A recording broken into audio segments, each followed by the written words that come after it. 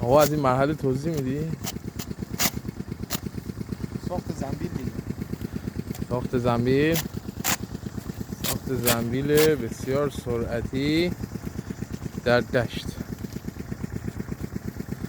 با این حرکت دیگه هیچ نیازی به زنبیلای قدیمی و سنتی نداره.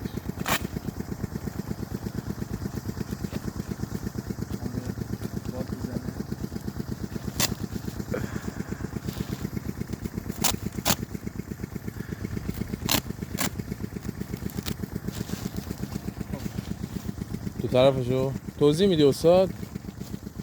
بغلشو میگیریم میای پایین، خب بعد برای دستش به این شکل باید اندازه دریش داشته باشه. یک به 2 نفر نیازه دیگه برای این کار. حالا برای تمیز بودن. بله برای تستش ببینیم چطور. اون لبش هم میتونید بزنین، من زدم واسه خودم اون راحت. آره عالی.